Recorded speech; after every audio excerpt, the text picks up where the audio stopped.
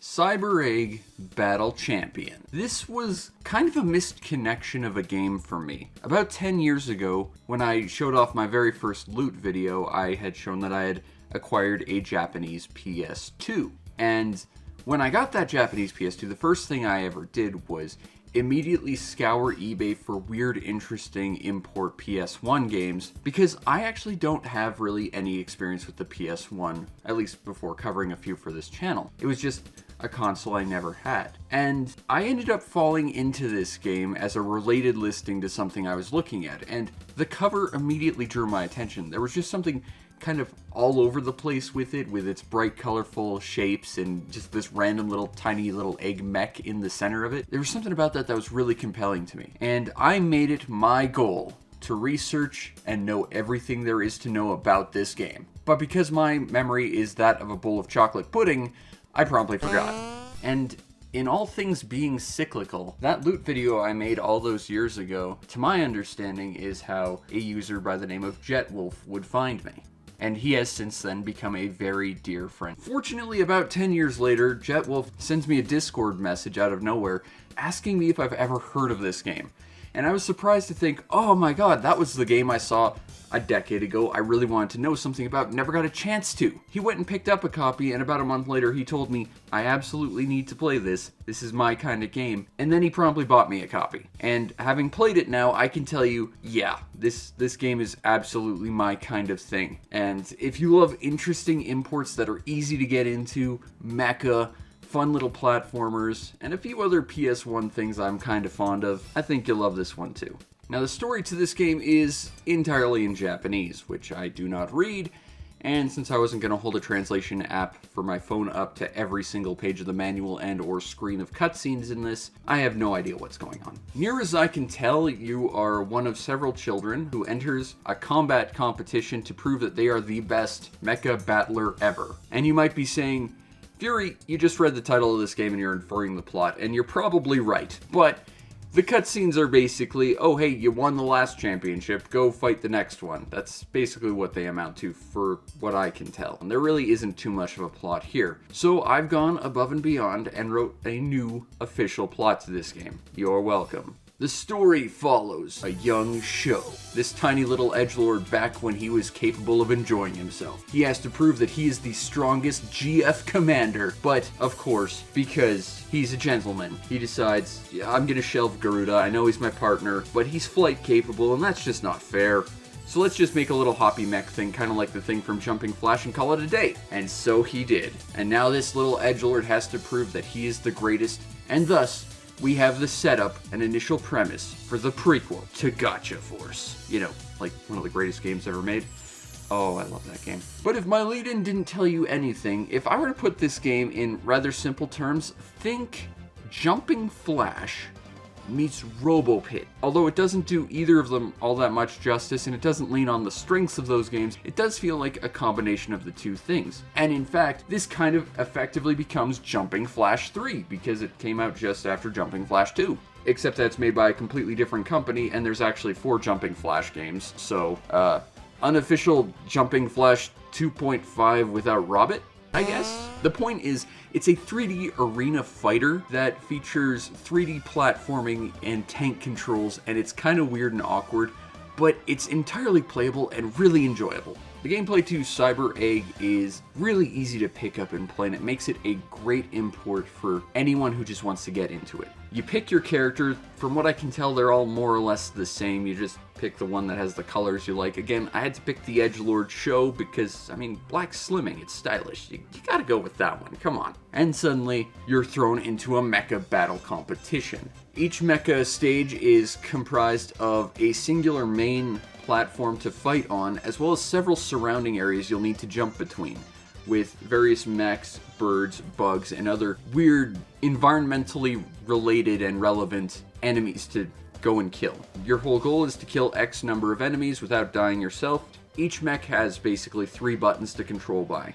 You can jump, which again makes this feel like a kind of a sequel to Jumpin Flash, except not in first person. The platforming itself is relatively simple, although again the controls are a little bit clumsy, but it is a 3D platformer. I think that's more or less expected. Even so, I think it works really, really well, and the fact that they like to vary up the platforms from bigger ones to smaller ones with like treadmills and various other environmental hazards definitely means you have to step your game up with platforming, but it's never an insurmountable thing, and it never feels like you're fighting the controls to platform properly. Be aware, the biggest enemy in this game in regards to platforming is the big central platform you'll be fighting all the enemies on. See, I guess they thought this game would be a little too easy, so they added a little trick to it that actually completely changes how you fight, especially on the main platform. See, if you get to the edges of the main platform and you jump and land on that main platform, you'll notice, oh, this main platform's actually a seesaw, and it will dip and bend, and it will pull your characters to ring out and die. This means that you have to actively be aware of where your feet are at any one time, because even just jumping could potentially spell your own doom if you're not careful. It seems like the tilting also happens randomly whenever it wants to as well, not just as a response to weight being applied to the various edges, and it doesn't seem to apply any sort of tilt if you land in the centers, so it requires a sort of understanding and mastery of the stage itself to be able to platform properly, and considering the relatively basic mechanics this game has, that's absolutely brilliant. Your second button of choice is the punchy button. You'll never guess what this does, but it lets you sit down and have a cup of tea. Oh, and I guess also punch some things. By punching enemies, you slowly drop their health bar down. However, here's where this game kind of feels a little bit like Smash Bros. Dropping your enemies or your own health to 0 doesn't actually take them out. It actually just makes them easier to push around. The only way to take your opponent out is to knock them off the stage. So, while losing all your health could be a very bad situation, it doesn't necessarily directly spell disaster. You can survive being pushed around even at 0 health if you're in the right spot. And if your health gets dropped to 0, it's really just a matter of finding a health pickup somewhere in the stage to fix that. It's risky, but you don't necessarily need to have any health, and sacrificing that health for a little bit extra damage or pushing an extra enemy off the stage might be a plan that fits your style. It's all about prioritizing your various needs and your resources, and whether you want to take that risk versus reward to knock one extra enemy out, or maybe take out the last enemy before they take you out. And there's a nice visual indicator if your health or your opponent's health is at 0 or next to 0, because they start sweating. So you know one extra push and they'll slide pretty much halfway across the planet. It's nice that the game isn't cluttered by seeing all the various health bars of all the enemies, and there's a little bit of a visual indicator just to show where you are in the fight. I appreciate that a lot. The final button du jour is the anchor attack, and this one is a little bit variable. Basically, your mech is equipped with a grappling hook, and they can fire the grappling hook at an enemy, although aiming it's a little bit tricky at times, and then it does one of 3 things. You can either attach bombs to enemies, which seem to slow them down a little bit and explode after some time. You can shock them, which causes them to freeze, which means that you can go in for an easy follow-up attack to drain more of their health and knock them off, or you can just straight up scorpion them, combo them, and knock them off the platform. I kind of prefer the last one. It seemed the most functional out of the lot, as opposed to having to wait around for bombs to go off, or, you know, wandering over and hopefully taking your opponent out while they're still stunned. But one button does 3 things. How does that work? Well, here's the great thing about this. It's 3 separate attacks. You only get one at a time, but you can swap whenever you want. If you want to try and experiment with different stuff, good for you. You can do that mid-fight, no problem. Bad news is you don't necessarily have direct control over that, and in fact, that could be a problem. This is kind of weird, but there's like this almost sort of Mario Kart item cube hanging around somewhere in the stage, and this cube will dictate what your anchor attack is. If you punch it, it will change the anchor attack, and it cycles through all 3. Thing is,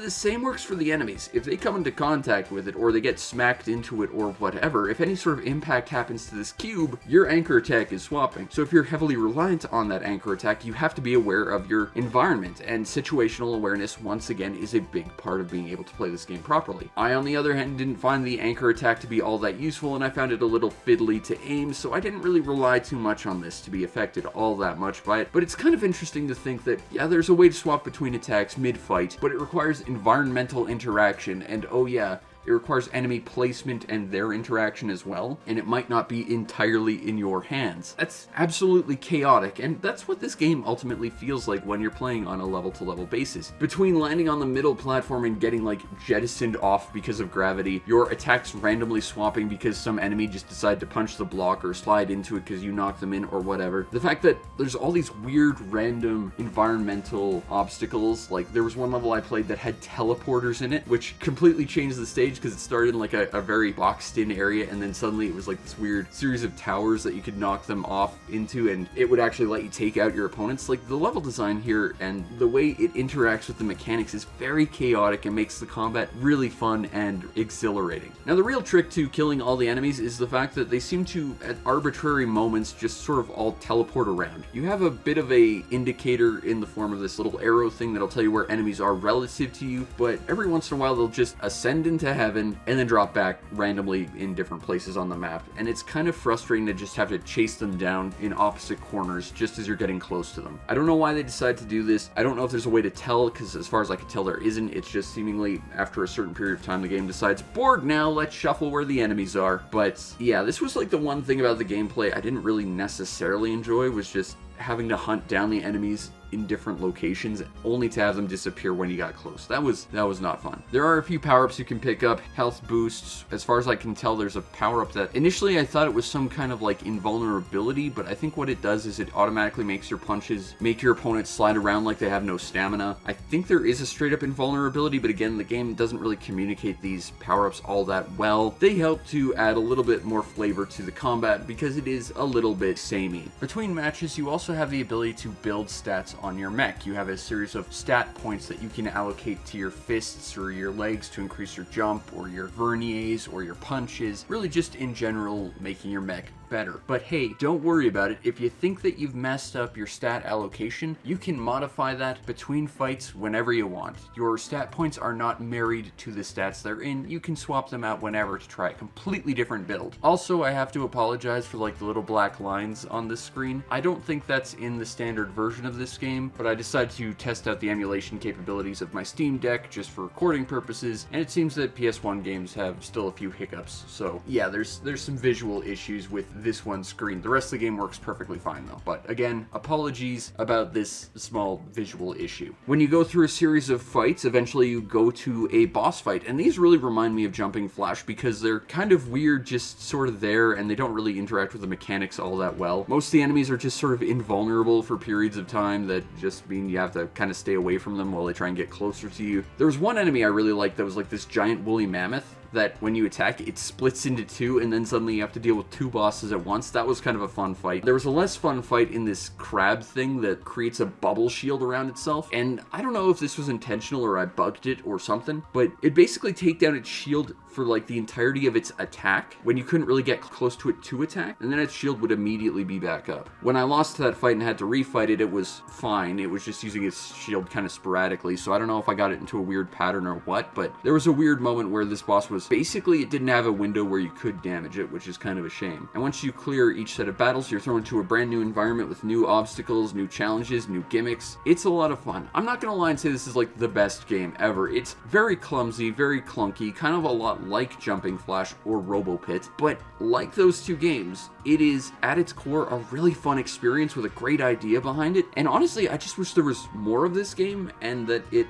had a bunch of sequels where it could refine itself, maybe give you some more customization. But I will say that gameplay-wise, it's easy to pick up and play, it's easy to understand, there's a ton of different environments that give you a bunch of different challenges, and it keeps it fresh, and it's appreciated. It is a game that does everything right. Maybe not to a spectacular level, but enough to be a really enjoyable experience. The overall presentation to Cyber A is, it's not spectacular, but it's not really bad or anything. I think one of the worst things about it is the fact that looking at this visually, it reminds me of this other arena shooter from around the time called Hyper Reverthian, and I was just immediately getting bad flashbacks and thought, oh, this is going to be bad, this is going to be bad. But this game is great. While it is definitely using some very chunky polygonal characters, it does work for the time, and it does sort of lend to a kind of goofy, childlike aesthetic that you're definitely playing with little toy robots, you know? I like that. I like that a lot. It does remind me a lot of Gotcha Force and a lot of Jumpin Flash and Robo Pit. It's just bright and goofy, and it's fun. The completely strange but environmentally specific enemies you run into, the crabs, the bugs, the random birds that show up, they look goofy and silly, but they work, and it's great to see that every environment has its own unique specific enemies, obstacles, and theming. And audio-wise, it is incredibly jovial. Like, it does hammer home that this is a game about kids playing with little toy robots fighting each other. And honestly, it just makes me smile listening to the soundtrack. It's not fantastic by any means, but it's a solid, goofy soundtrack that hits home that this is just a game about having fun, you know? And that was certainly my experience with it. Now, if you want a copy of Cyber Egg Battle Champion on the PS1, cheapest copy I see on eBay right now is $19 plus shipping, best offer. And for that, yeah, it's a great price. Like, this does feel a bit like a budget game. It's not terribly deep, it's not terribly complicated, it's not terribly serious, but it's kind of the core of what makes a great import if you're not capable of reading the language. It's easy to get into, it's easy to play, it's easy to understand, and it's just a game about having fun. And I have to give a huge shout out and thank you to Jetwolf for sending me a copy. Seriously, this was a game that I wanted to play way back in the day and kind of just immediately forgot about it before I could even try it. So to have him out of nowhere just pop up with a copy and say, hey, I think you'd like this, and then send me a copy, you know, it was serendipity to say the least that I got reunited with this game, and it was totally worth the wait. Is this the best game on the PS1? Absolutely not. Is it a fun and goofy game that kind of fills the void Jumpin Flash had? Sure. Although if you're importing, there's still 2 other Jumpin Flash games you could get, although one of them was a Pocket Station game, so take that with a grain of salt. The point is that if you liked Robo Pit, if you liked Jumpin Flash, if you liked Gotcha Force, there's a fun budget experience here, and for me, it was totally worth the wait. Cyber Egg Battle Champion is a game that doesn't seem to be talked about all that often. It doesn't seem to be even remembered, but I think this game is the embodiment of a great import, and if you're importing for the PS1, I think you gotta track a copy down.